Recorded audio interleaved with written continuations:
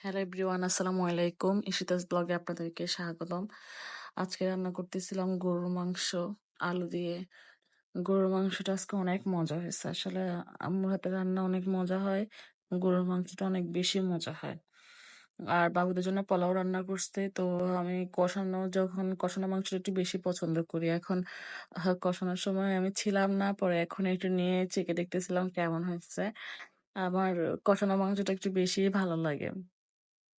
আম্মু রান্না শেষ করছে, তারপরে আপনাকে বললাম নামাজ পড়ো। মাশাআল্লাহ, ও নামাজ পড়তে আগ্রহী। দেখলাম যে ও নিজে নিজে নামাজ পড়তে বসছে। নামাজ পড়া কমপ্লিট করে আমাকে বলতেছে তাহলে আমাকে একটু গুঁড়ো দুধ দাও। ও আবার গুঁড়া দুধ খুব বেশি পছন্দ করে। তা আমি বললাম যে ঠিক আছে, নামাজ কমপ্লিট করো তাহলে তোমাকে দিব। এই যে আমাকে বলতেছে তো এখন দাও। পরে আমি বললাম যে আগে নামাজে রেখে আসা তারপরে দিব। এরপরে যে গুঁড়া দুধ খাচ্ছে। আসলে বাচ্চাদের এই খুঁটিনাটি আবদারগুলো একটু পূরণ করতে হয়, না হয় বাচ্চাদের মন খুশি থাকে না। আর বাচ্চারাও কথা শুনতে চায় না।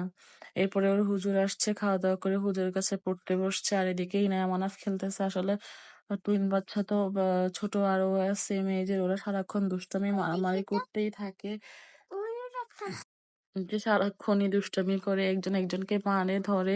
এটাই সারাদিনের ওদের কাজ, ডিউটি। আর ওদেরকে দেখে রাখতে রাখতে আমাদের অবস্থা খারাপ। বাসায় 4-5 জন মানুষ থাকে, আমরা সবাই একদম অস্থির হয়ে যায় ওদের দেখে রাখতে রাখতে। আসলে নতুন হাঁটা শিখছে, সেজন্য আরো বেশি ভয় থাকে কখন পড়ে যায়, ব্যথা পায়।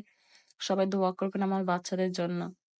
আসলে প্রিম্যাচুর বাচ্চারা পালা অনেক কঠিন, অনেক কষ্ট। একটুতেই ঠান্ডা লেগে যায়, জ্বর এসে যায়। ওদের দেখে রাখা অনেক কষ্ট। সবাই দোয়া করবেন আমার বাচ্চাদের জন্য।